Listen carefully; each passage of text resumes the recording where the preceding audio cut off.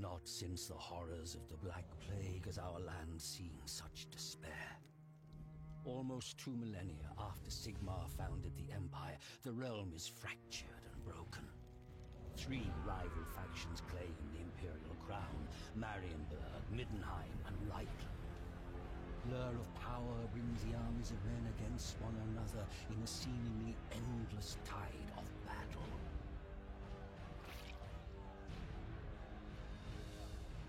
An island of peace in a sea of conflict, Mordheim drew wealth such as the city had never seen into its walls. But with its prosperity came the corruption of arrogance and hedonism and greed. The gods could not long abide the outrages of Mordheim's populace. In the heavens, an ill star appeared. A great, twin-tailed comet that some priests warned was nothing less than the Hammer of Sigmar. They preached tidings of doom and repentance, but their sermons were ignored. An attitude of rebellious revelry gripped the city as the comet grew ever nearer. The grand festival to celebrate the turn of the year was a mockery of the apocalyptic prophecies. It was then that the hammer fell.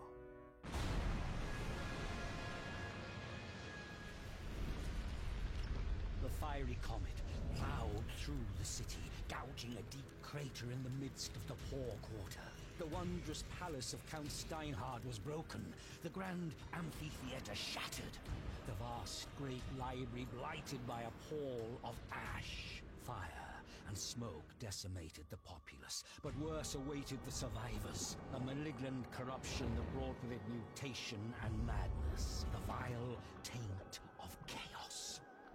In the shattered city, strange green-black stones were discovered. Strange energies emanated from these shards. Warlocks and alchemists experimented with these word stones and soon determined that their uncanny properties could work wonders. Wordstone could heal the sick, regenerate the old, or even turn base metal to gold. Lust for Wordstone focused avaricious eyes upon ruined Mordheim. Treasure hunters descended upon the city, vying with both mutated horrors that claimed the ruins as their own, and crusading zealots who sought to prevent the taint from spreading. Inhuman creatures filtered into Mordheim, staking their own claims. An endless pilgrimage of the greedy and ambitious, fighting and dying in a place now called the City of the Damned.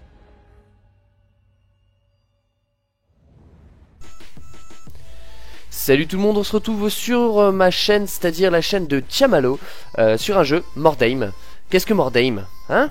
Qu'est-ce que c'est que ça? Hein? Pour les grands connaisseurs du forum Warfo, vous allez sûrement répondre plus vite que moi. C'est un tactical RPG pour ce qui est du jeu vidéo, sinon pour le jeu de plateau, c'est un jeu très difficile.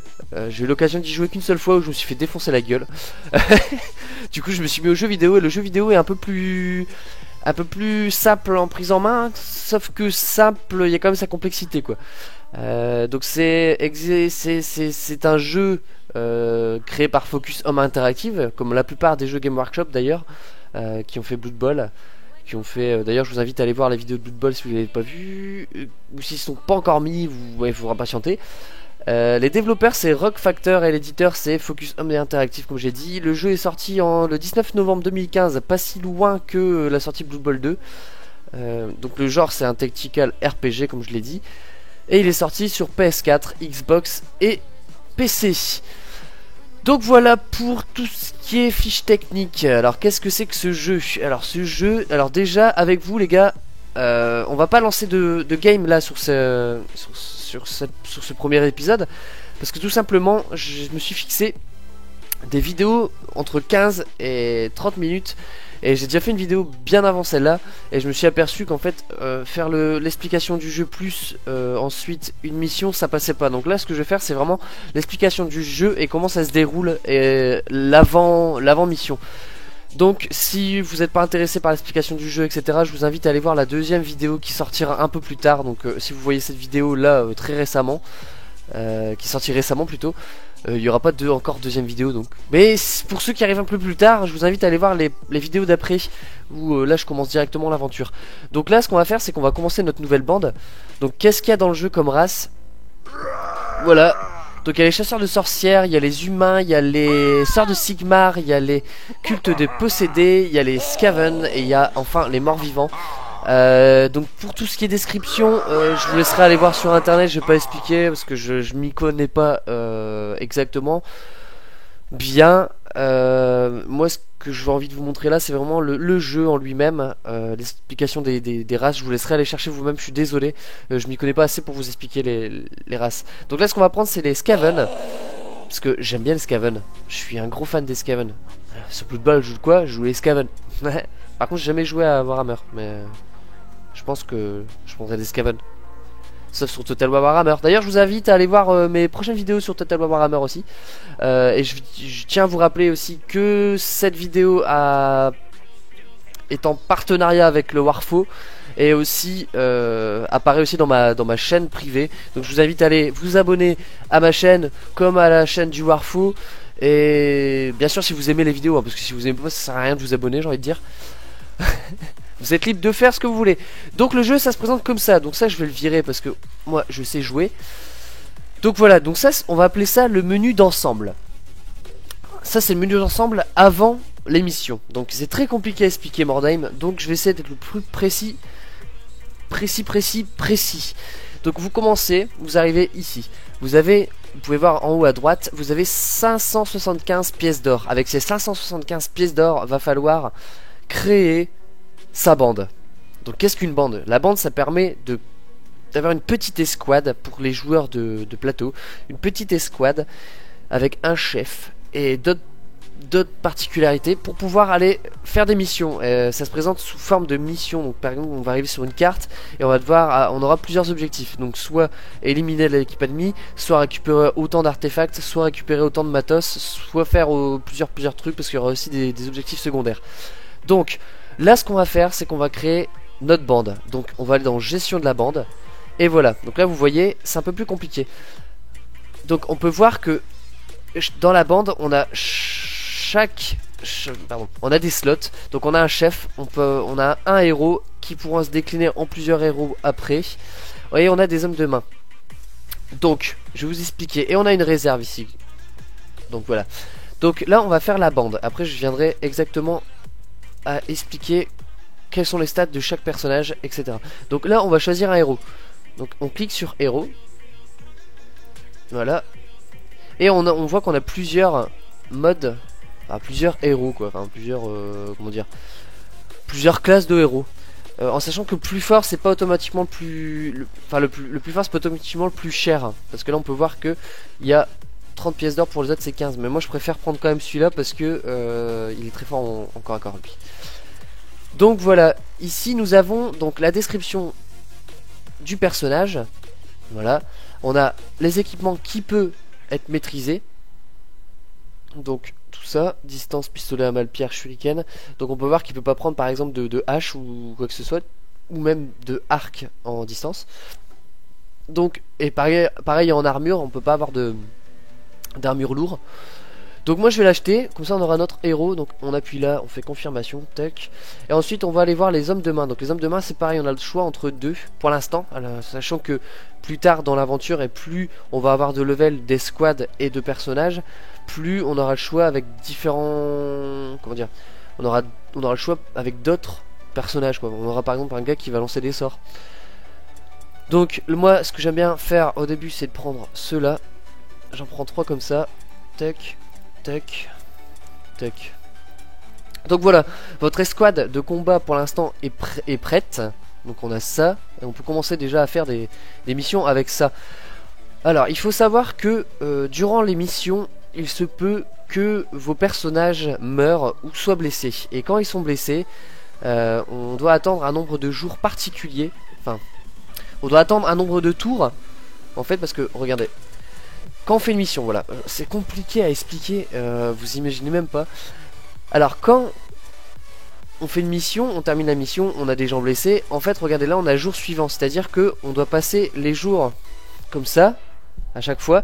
Et ça va être notre comment dire, notre but, notre limite en fait, de passer les jours en fait, parce qu'à chaque fois on aura des missions qui demanderont autant de jours pour être faites ou etc quoi. Donc voilà, j'espère que je suis clair parce que j'ai pas l'impression d'être clair en fait. Donc je reviens à ma réserve. Donc la réserve va servir en fait d'avoir des personnes en réserve justement au cas où qu'on aurait des blessés ou même des morts. C'est-à-dire qu'on peut avoir des morts, c'est-à-dire que les personnages on les perd. Donc même s'ils sont level 8, supra bourrin etc et qu'ils sont défoncés, on lance les dés à la fin de chaque mission. Et si on a un mauvais résultat, enfin c'est le jeu qui fait automatiquement, mais si ils peuvent nous dire que le perso qui a été blessé durant la bataille est mort. Donc c'est à dire qu'on le perd, et même son stuff et tout ça on perd tout. Donc voilà. Donc la réserve sert à ça. Pour l'instant, je vais garder mes pièces d'or, je vais pas mettre de réserve parce que les premières missions sont souvent très simples. Donc voilà, donc qu'est-ce qu'on a aussi d'autre? Donc je vais vous montrer. Donc voilà, quand on va sur un personnage, on a ça. Donc on a cette description, on a les blessures qu'il a déjà eu durant les trucs et l'histoire. Et la description, donc voilà. Ici, on a tout ce qui est statistique. Et tout ce qui peut influer dans le combat et influer sur les statistiques de combat. Donc voilà, donc par exemple là si on monte la force quand on va passer du level, parce que quand on passe du level on peut monter soit la force, soit l'endurance, l'agilité, ça dépend où on a gagné le level. On peut gagner le level en physique, en mental, en martial, en autre ou en... Non, pardon, je dis des conneries. On peut gagner des levels seulement en martial, mental et physique, qui va influer sur les statistiques de tout ça. Je sais pas si je suis clair, mais si je suis clair tant mieux. Donc dans physique on a force, endurance, agilité. Dans mental on a commandement, intelligence, vigilance. Et dans martial on a capacité de combat, capacité de tir, précision. Donc là le martial ça sert juste à savoir dans quelle direction on va orienter notre personnage. Et c'est pareil, le physique aussi quoi. Donc endurance il va être vraiment, ça va être un tank si on augmente là-dedans. La force ça va être vraiment un bourrin sur le terrain. Et l'agilité va pouvoir esquiver la plupart des choses et faire beaucoup de parades. En sachant que c'est bien d'orienter ces personnages dans différents axes, comme ça on a différentes possibilités et on peut gérer au mieux la bataille quoi. Donc ensuite, après les statistiques, on peut voir que là, donc la description du personnage, ici on a l'inventaire du personnage. Voilà, donc là on peut sur cet onglet là on va pouvoir changer l'inventaire. En sachant qu'il y a différents objets qui pourront changer les statistiques. Voilà, c'est un action RPG, donc on voit bien le côté RPG ici. Donc par exemple ici, si par exemple je voudrais l'équiper d'autres choses, par exemple là j'aimerais bien avoir une armure légère. Donc là c'est l'inventaire, donc c'est moi tout ce que je possède à moi. Donc là on voit que j'ai rien du tout. Vous voyez, j'ai rien du tout. Donc ce qu'on peut faire c'est aller dans l'onglet magasin. Et là on va pouvoir voilà, avoir ce que le magasin possède, en sachant que le magasin va se renouveler tous les 10 tours si j'ai pas de conneries. Donc là je vais acheter une armure légère pour ce monsieur. Tac, et voilà, donc là j'ai acheté une armure légère, vous êtes d'accord? Et en sachant que quand je suis sur l'onglet magasin, c'est seulement les choses que je peux acheter pour ce perso là. C'est à dire que ce perso là il peut ne pas mettre d'armure lourde. Donc ça se trouve il y a une armure lourde disponible en magasin mais je le vois pas. Voilà, donc pour l'onglet inventaire c'est bon. Ensuite on a l'onglet compétences. Donc c'est là que ça se complique. Enfin ça complique. C'est là où vos personnages vont s'améliorer en fait. En gros quand on va passer des levels, ici vous pouvez voir qu'il faut 12 XP pour passer un level. On aura 2 points de compétence. Et avec les 2 points de compétence on va pouvoir choisir un onglet. Donc je vais par exemple choisir là. On va pouvoir choisir un des onglets et lire les compétences qu'on voudrait. Et on pourra choisir, en sachant qu'il faut des golds pour acheter ces compétences. Sachant que là c'est 100, après on peut les monter jusqu'à 300. Donc c'est pour ça que j'aime bien garder mes golds du début. Voilà, en sachant que là aussi on a déjà un passif. Donc les attaques ignorent 10% des chances d'esquive et de parade de la cible. Donc ça ça fait partie du personnage. Donc là c'est les sorts, je peux pas vous montrer parce que ce perso là il peut pas choisir de sort. Et ici on a la personnalisation. Donc on peut écrire une biographie. Regardez, on peut écrire une biographie au personnage, donc ce qui peut améliorer le fluff en fait du jeu. Et on peut changer son nom. Donc si je veux marquer par exemple lui il va s'appeler Chamama apostrophe Lo, Chamamalo, voilà. Et ben on peut faire ce qu'on veut. Donc voilà, je vais l'appeler comme ça, Chamamalo. Et voilà, donc on pourrait aussi changer l'esthétique du personnage. Donc rien, on peut changer sa couleur de peau, marron, gris, noir, pustules, machin truc. Et on peut choisir aussi ses bras, ce qu'on met sur ses bras, etc. Donc ça, je vais pas rentrer dans le détail, vous verrez si vous avez le jeu. Moi j'aime bien laisser de base, après j'aime bien aussi, dès qu'il est le plus fort, changer un peu l'esthétique. Mais là pour l'instant ça sert à rien. Donc la gestion de la bande. Donc je vais revenir sur le camp de guerre, donc le menu principal du jeu en gros. Donc on a vu On peut accéder autrement à la boutique aussi, donc c'est par cet onglet, donc on clique sur la boutique et on arrive sur une boutique. Donc là on a les objets arrivés dernièrement, donc voilà, on voit qu'il y a une armure lourde qui est disponible. Donc si je veux par exemple acheter l'armure lourde sans passer par le biais d'un personnage, tuck, on choisit, on fait confirmation et c'est gagné.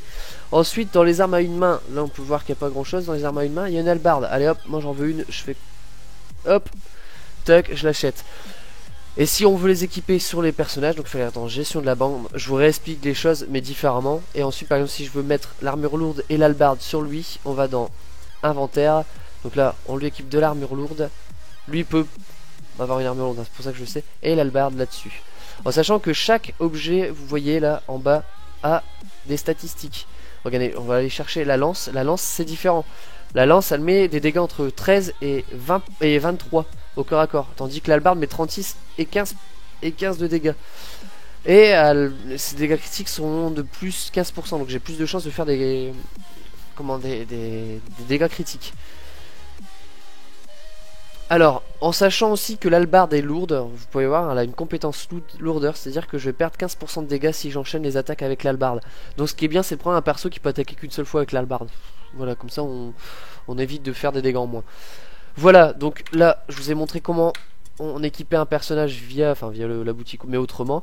Ensuite, il y a l'escarmouche. Qu'est-ce que l'escarmouche? Donc là, je vais pas vous montrer l'escarmouche parce qu'en fait, c'est le multi tout simplement. Donc là, avec notre